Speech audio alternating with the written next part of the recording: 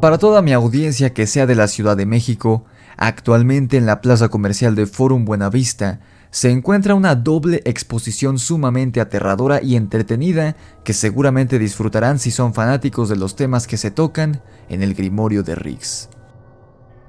La primera exposición se llama Brujas y Vampiros, y en su interior podremos encontrar recreaciones y representaciones a manera de estatuas y figuras de brujas, vampiros y criaturas de la noche de todo el mundo.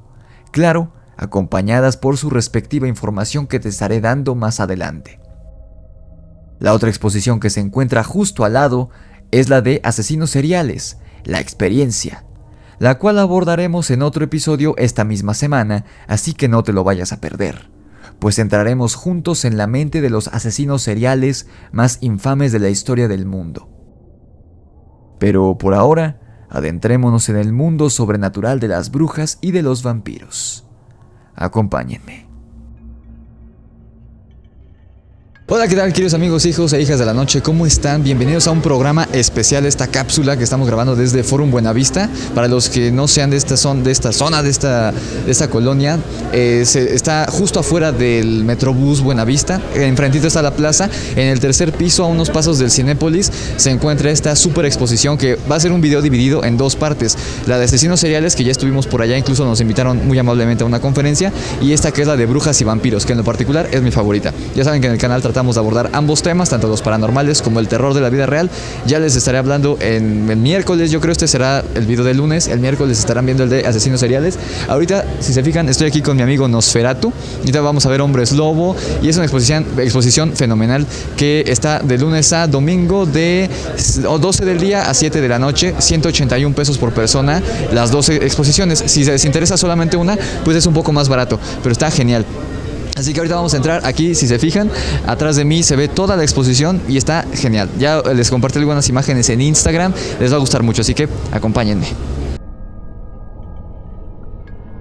Desde la entrada de la exposición, uno se ve inmerso en el ambiente gótico, oscuro y sobrenatural que la misma exposición busca crear.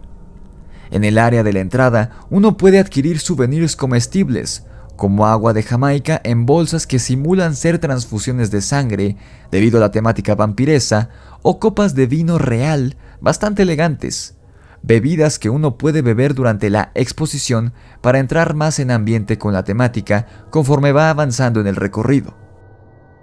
Una vez que atravesamos la puerta levadiza al más puro estilo de un castillo medieval, nos topamos con una representación muy detallada del personaje de Nosferatu, interpretado por Max Schreck. Y es que no solo nos toparemos más adelante con leyendas y relatos supuestamente reales de brujería y vampirismo en todo el mundo, sino que también hay un pequeño espacio dedicado a algunos de los vampiros más icónicos del cine y de la cultura popular. Pero sigamos adelante para que puedas verlo.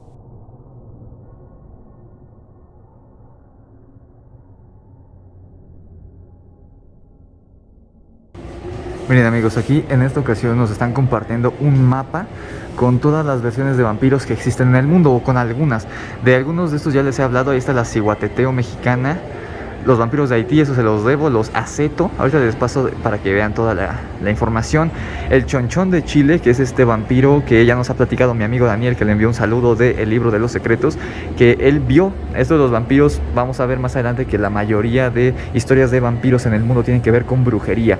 Y el Chonchón es un brujo que se convierte en ave con cabeza humana. Si se fijan, muy aterradoramente parecido, por no decir idéntico, al mito de las Tlahuelpuchi en México, de las mujeres que se convierten en aves para beber la sangre de los bebés.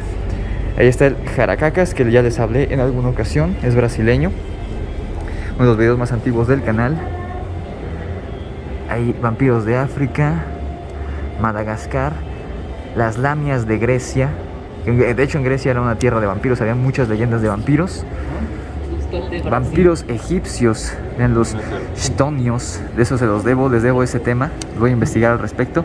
Vampiros italianos, los más famosos, que son los de Rumanía, de Israel, Australia, Indonesia, que de esos ya les he hablado, Filipinas, Japón, China, Rusia, India y Escandinavia. De ese ya les he hablado, los famosos vampiros de los vikingos. Ahorita les muestro una toma panorámica de todo el mapa. Mapa de los vampiros. Esta es una versión ampliada, mejorada y mucho más comprensible del mapa de vampiros del mundo que había hasta hace un par de años en la exposición de vampiros y hombres lobo en el Museo del Policía en la Colonia Centro. De algunos de los vampiros que se mencionan en este mapa ya he hecho episodios, así que te invito a que los veas. Por ejemplo, de las ciguateteo aztecas ya te he hablado. Se trataba de vampiresas femeninas que eran una especie de antiheroínas sobrenaturales, similares a las valquirias vikingas en varios aspectos. No eran seres físicos, sino que eran espíritus de mujeres privilegiadas que habían muerto al dar a luz. Los aztecas consideraban el parto algo tan brutal, honorable y hermoso como una batalla, por lo que para ellos, un guerrero que moría en combate y una mujer que moría al dar a luz tenían el mismo valor. Estos espíritus se alimentaban de la sangre de bebés e infantes, pero también podían ser invocadas en batalla por los guerreros para que les ayudaran, dándole muerte a sus enemigos. Eran estos seres un mal necesario que podía ser útil en algunas ocasiones.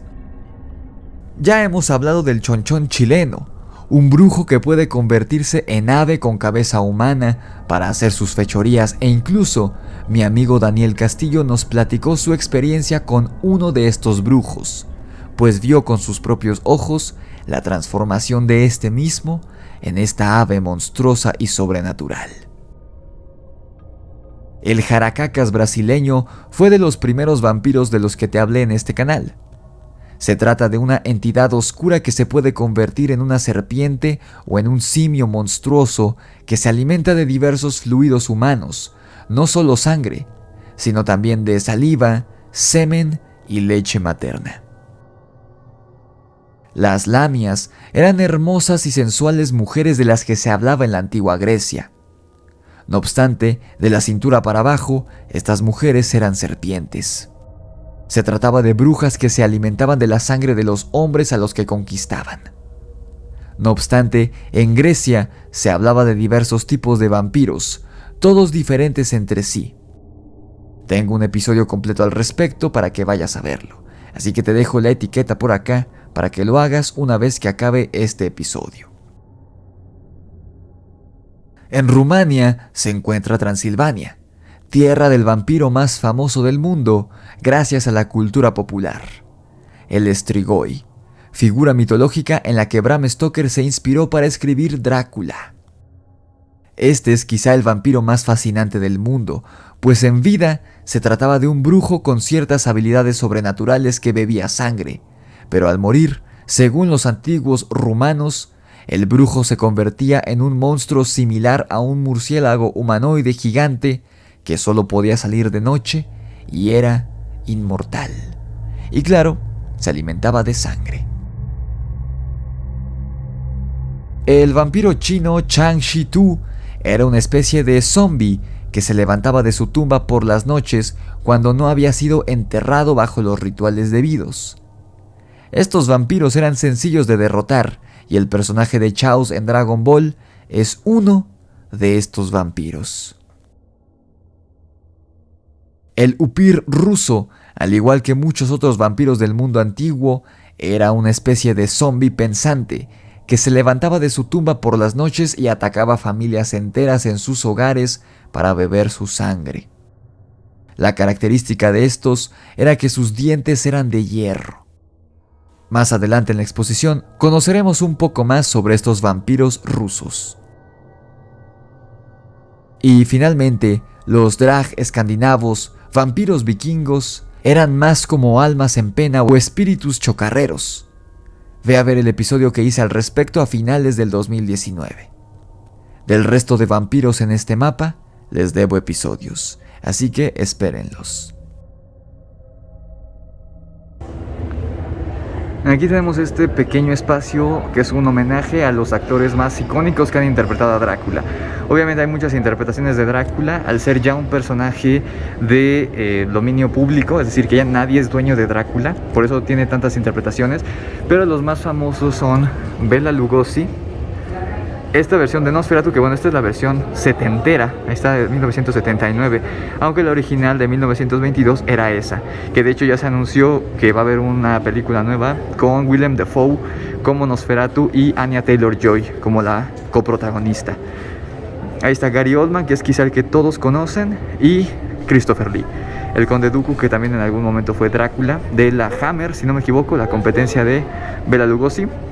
Realmente la primera adaptación, si nos ponemos técnicos, la primera adaptación cinematográfica de Drácula sería el Nosferatu de Max Schreck de 1922, pero esta fue como una versión ilegal, por así decirla, porque no tenían los derechos. Pero bueno, miren esto de acá. La representación más icónica del vampiro rumano, con acento extranjero y que ha inspirado desde personajes como el Drácula de Castlevania hasta el Drácula de Hotel Transilvania, entre muchos otros, está inspirado en la representación de Bela Lugosi, primera versión fílmica oficial de Drácula. Realmente, la película de Nosferatu, tanto en trama como en la representación física del vampiro, es mucho más fiel a la novela de Bram Stoker. No obstante, Nosferatu fue acusada de plagio, pues no pagaron derechos a la viuda de Stoker. Era una historia pirata, por así decirlo. La viuda los demandó y a punto estuvieron todas las copias de Nosferatu de ser quemadas, pues la mujer ganó el juicio. Afortunadamente, a 101 años de que se estrenara esta cinta, algunas copias sobrevivieron y por eso la conocemos hoy en día. La representación que vemos aquí no es de Bela Lugosi, sino del, en mi opinión, mucho mejor Christopher Lee.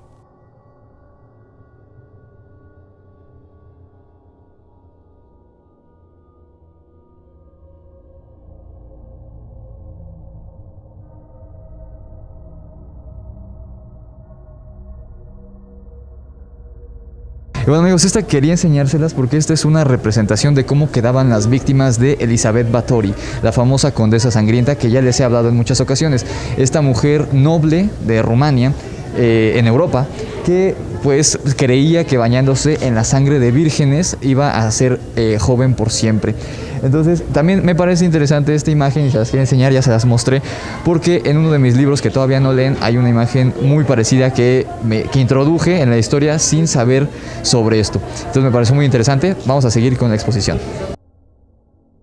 Ya te he hablado en numerosas ocasiones sobre Elisabeth o Erzsébet Báthory, conocida también como la Condesa Sangrienta. Esta mujer fue una noble húngara que se dedicaba a recorrer los Cárpatos a bordo de su carruaje y subía con engaños a jóvenes doncellas que fueran vírgenes. Las llevaba a su castillo y ahí las torturaba de distintas maneras, pues creía que de esta forma el dolor y el sufrimiento le otorgaban más propiedades curativas a la sangre de las doncellas. Y es que esta mujer demente se bañaba en la sangre de las chicas, pues creía que de esta manera jamás envejecería.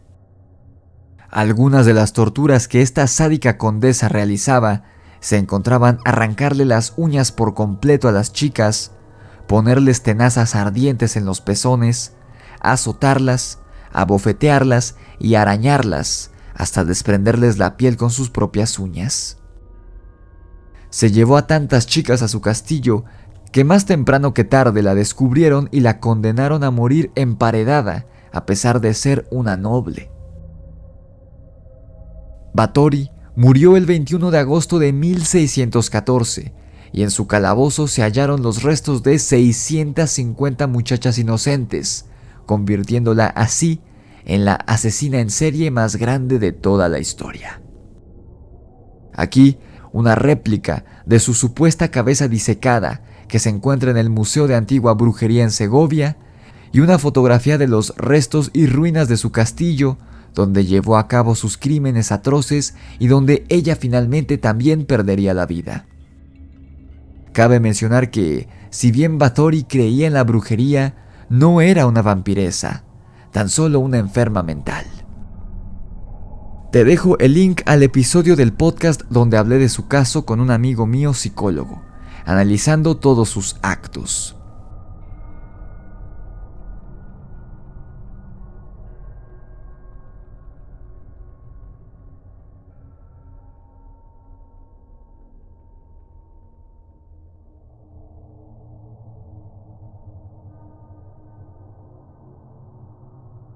Y hablando de trastornos que pudieran ser confundidos con vampirismo, no solo hablaremos de trastornos psicológicos. También existían y existen hoy en día algunos padecimientos que, por ignorancia de la gente, hace siglos eran confundidos con maldiciones o cosas por el estilo. Por ejemplo, las personas que padecían de pénfigo se creía que habían sido mordidos por un vampiro, pero no eran más que heridas que salían en su piel a causa de la enfermedad del pénfigo. Los que más sufrían en épocas antiguas eran los enfermos de porfiria, una rara enfermedad que ocasiona un mal funcionamiento al transportar oxígeno a los pulmones. Los síntomas que ocasiona la porfiria son una extrema sensibilidad a la luz solar, úlceras y laceraciones en la piel a causa del sol, progresiva deformación de los cartílagos y de los huesos, en especial de la nariz y de las orejas. La piel de los labios se encoge y por ende los dientes sobresalen mucho más de lo que deberían, por lo que adquieren un aspecto como de colmillos afilados. Para las personas de la antigüedad, los enfermos con porfiria adquirían el aspecto de nada más y nada menos que un monstruo. Los enfermos solo podían salir de noche, pues la luz solar les causaba un extremo dolor y empeoraba su condición. Además de que el ajo, alimento que contiene sustancias que atacan a las secuencias enzimáticas del cuerpo humano, provocaba un drástico empeoro en la enfermedad. Así que, como ves, eso de que el sol y el ajo afecta a los vampiros es pura mentira, pues no los afectaba a ellos, sino a los enfermos de porfiria. Y el mito se corrió y sobrevive hasta la fecha en todo el mundo.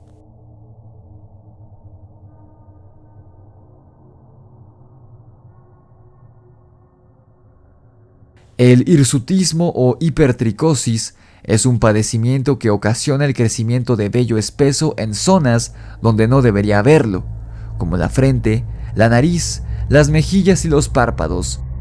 El vello de las cejas, las pestañas y la barba se hace mucho más espeso y largo que en las personas normales.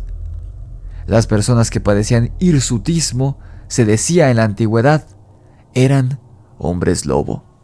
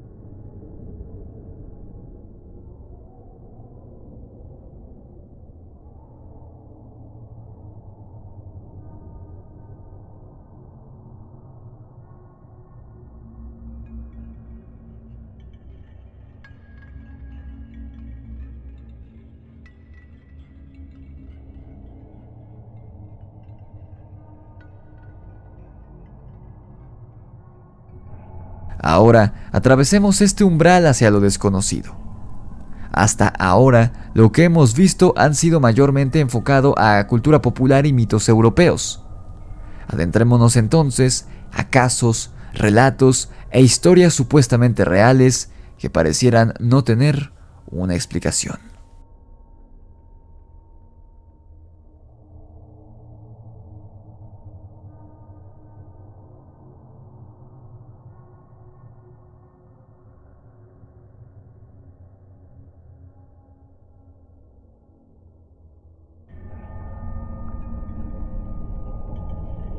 Vampiros de Malasia e Indonesia. Pontianak. Pontianak o Antu Hopek, también llamada Matianak y Langsuir en Malasia. Es una mujer que, tras fallecer durante el parto, se convierte en una no muerta y busca venganza aterrorizando a los habitantes de los pueblos. Toma la forma de una atractiva mujer con largo cabello negro que cubre un agujero en la parte posterior de su cuello y que le succiona la sangre a los niños. Llenar el agujero con cabello es el único método para destruirla. Antiguamente, durante los enterramientos se rellenaban las bocas de los cadáveres con perlas de vidrio, se colocaban huevos debajo de cada axila y agujas en las palmas de las manos para evitar que las mujeres muertas durante el parto se convirtieran en Langsir.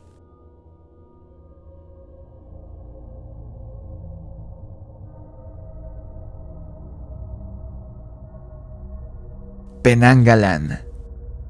Los Penanggalan de Malasia pueden ser una bella mujer joven o anciana que haya obtenido su belleza a través de la magia negra u otros medios antinaturales, o bien una criatura oscura y demoníaca por naturaleza. Es capaz de separar su cabeza, adornada por colmillos de animales, y de hacerla volar por la noche en busca de sangre, por lo general de mujeres embarazadas. Los malasios cuelgan jeruju, o sea cardos, alrededor de las puertas y ventanas de las casas con la esperanza de que una Penanggalan no quiera, por temor a engancharse, los intestinos en las espinas.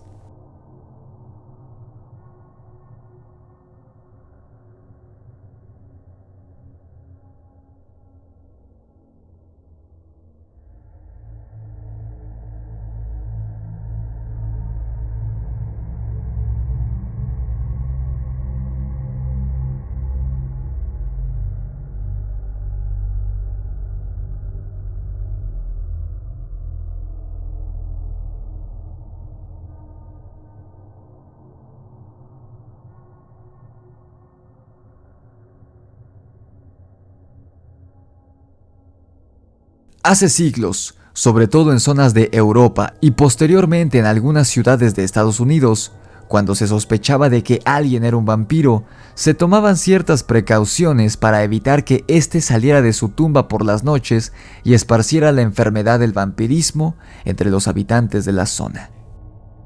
Usualmente, las personas reportaban haber visto caminando por las calles, o peor aún, visitándolos en sus habitaciones por las noches, a personas que ya habían fallecido y habían sido enterradas. Una vez hecho el reporte, se exhumaba el cuerpo del fallecido en cuestión y, sorprendentemente, solían hallarse elementos extraños en los cuerpos.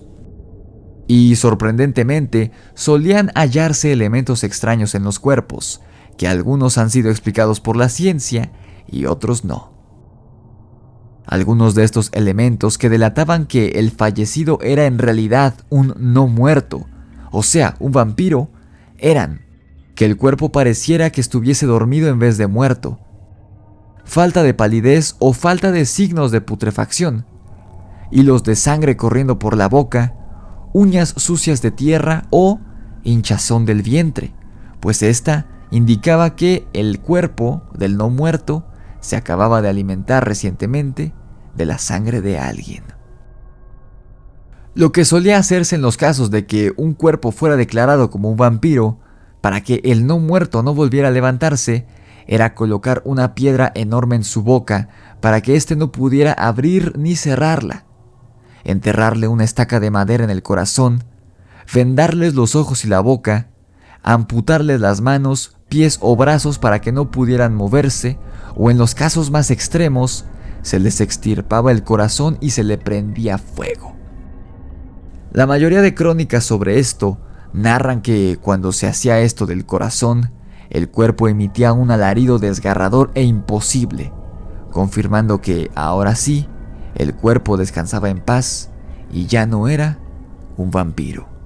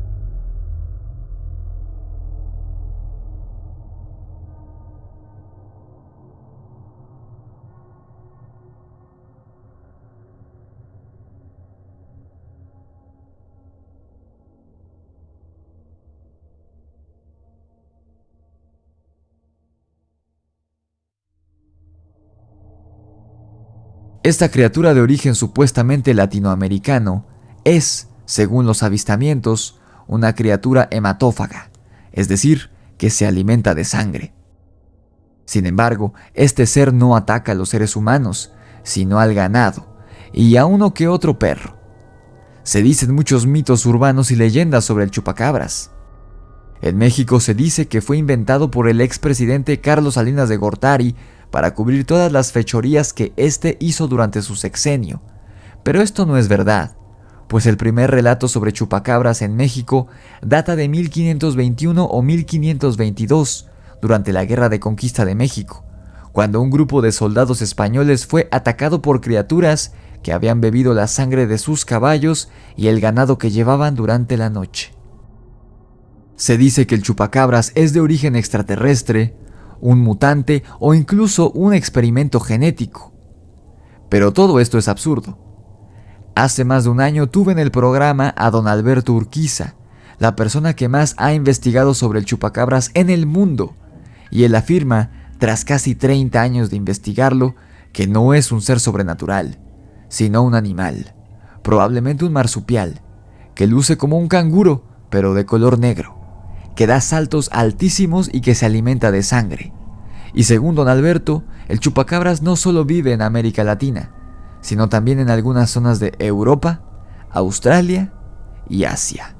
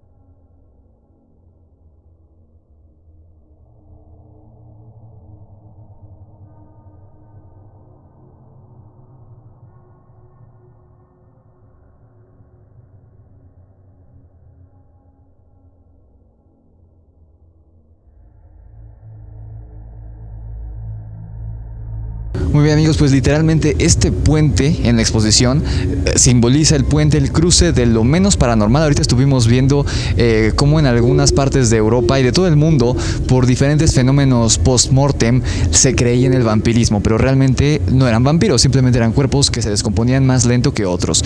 Eso ya vimos las enfermedades que también hacían creer a la gente que habían vampiros, pero a partir de aquí ya empieza la parte paranormal. Aquí ya empezamos con algunas criaturas mucho más interesantes e historias muy, muy interesantes, así que acompáñenme.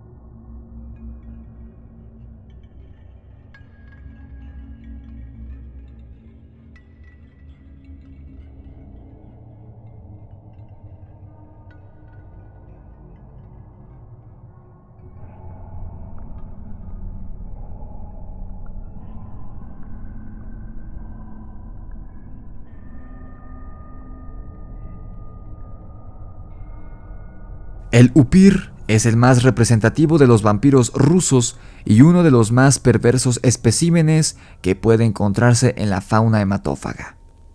Sanguinarios e imprudentes a la vez, ciertas crónicas hablan de upires que han acabado con aldeas enteras en una sola noche. Todo upir surge del cadáver de una bruja, de un hereje o de un hechicero, o bien es el producto de la lujuria blasfema que se da cuando una bruja y un hombre lobo fornican bajo la luz de la luna. A diferencia de otros vampiros, si bien el upir cuenta con una tez pálida y una encía enrojecida, tiene unos poderosísimos colmillos de hierro, los cuales se emplea para matar de forma muy sádica a sus víctimas, ya que siempre muerde primero el tórax y drena a la víctima hasta dejarla como una pasa, para después finalizar arrancándole y devorándole el seco corazón. Por otro lado, el upir aumenta aún más su sadismo, entrando a las casas y atacando primero a los niños y después a los padres, dándoles con ello el suplicio de ver morir a sus hijos. Otra cosa que hace muy poderoso al upir es su facultad para cazar de día, aunque prefiere hacerlo de noche, pero bastará con clavarle una estaca en su propia tumba para que sus colmillos de hierro no vuelvan a la acción, e incluso unas gotas de agua bendita serán más que suficientes para asustarlo cuando intente atacar. Porque, y cabe aquí recordarlo, el upir es de naturaleza muy antirreligiosa.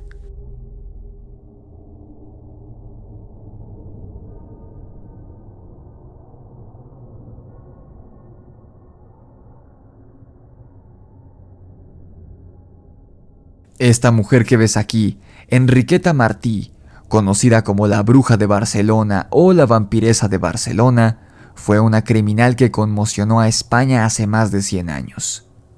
Le hizo cosas inenarrables a distintos niños y niñas, pero su historia es muy extensa como para contarla hoy. Déjame saber en los comentarios si te interesa que hable de ella en un episodio regular o en un episodio del podcast.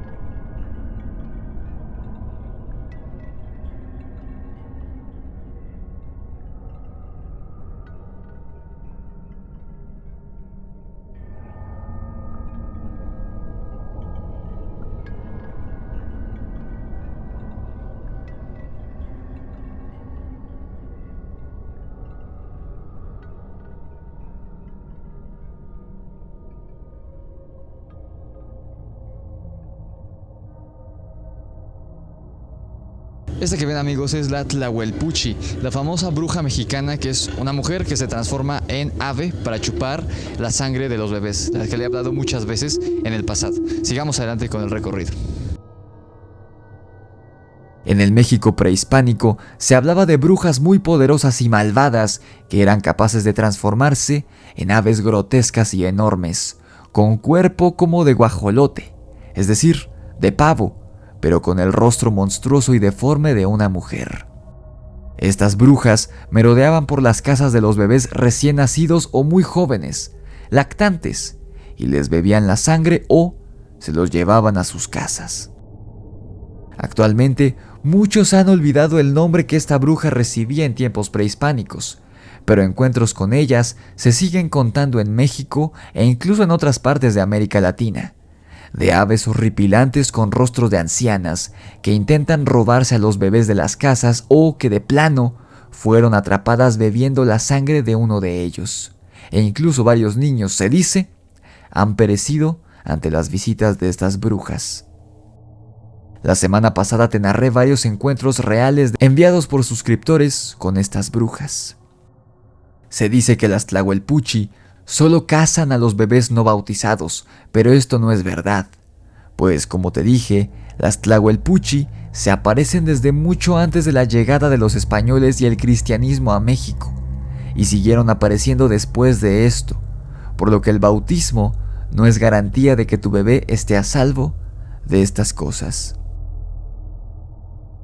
Pero cuéntame, ¿conoces alguna historia o has tenido un encuentro con una Tlahuelpuchi?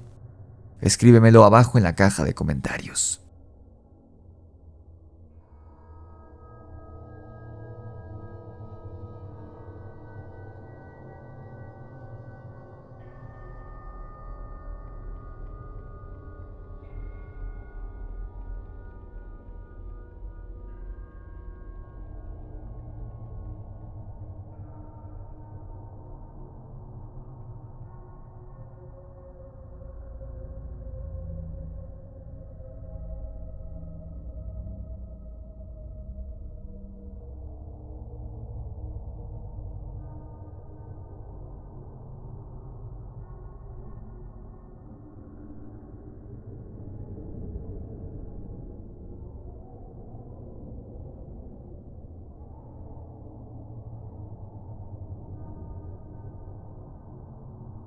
Amigos, esta estatuita, ustedes dirán, ¿qué es? Es la que les estuve compartiendo en Instagram y creo que también en YouTube, porque tiene una historia fascinante. Esto ocurre en un pueblito, en una ciudad de Europa en la Edad Media, y esta es una recreación de una criatura que era avistada en esa época por los pobladores. Ellos decían que la criatura, como la describían los que la habían visto, era una mezcla entre mujer y rata.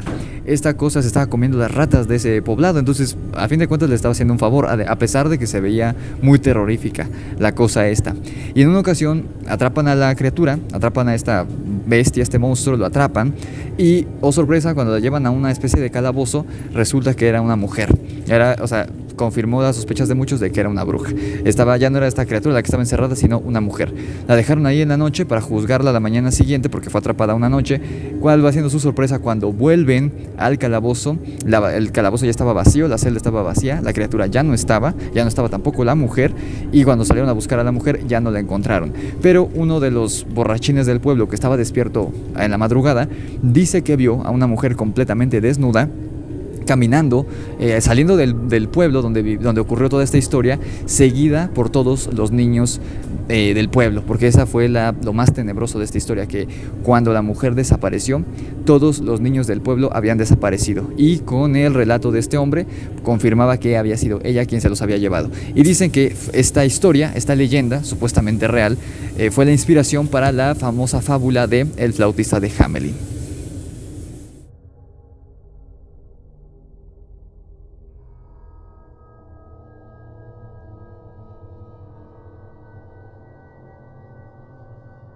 Lo que estás viendo en pantalla es un fenómeno natural muy raro que suele darse cuando una manada de ratas se queda dormida, todas una encima de la otra, para conservar de esta manera el calor, pero sus colas se quedan enredadas, y la mugre, el lodo y la tierra se solidifican sobre las colas, haciendo imposible que éstas se desenreden al despertar, por lo que las ratas mueren al no poder moverse. Este es un fósil real de un grupo de ratas que murieron debido a que sus colas se quedaron enredadas. El fenómeno se conoce como el rey rata, y en la antigüedad se creía, cuando se encontraba uno, que era indicio de brujería. ¿Quién sabe? Hace poco te conté el relato de un suscriptor colombiano en donde se presentó una bola viviente conformada por gatos. Así que todo puede pasar.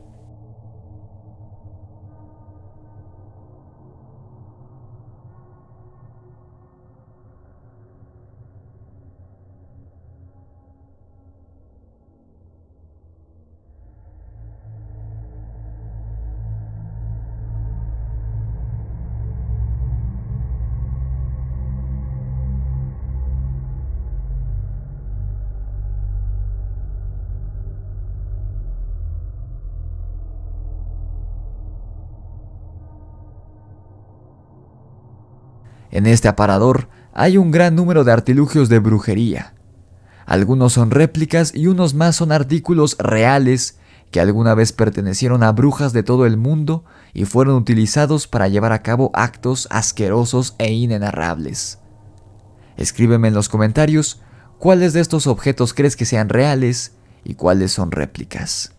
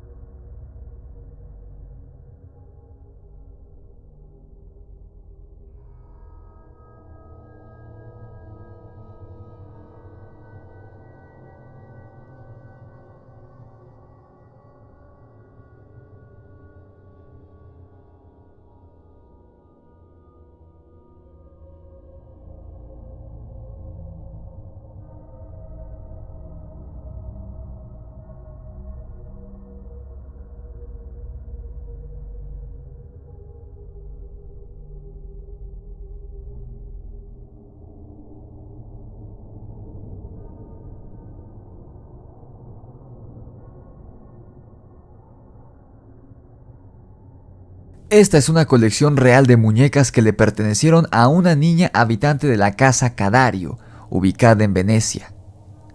Esta es una casa maldita, muy antigua, cuyos dueños, todos, murieron dentro de la casa bajo circunstancias misteriosas a lo largo de muchísimas décadas hasta nuestros días.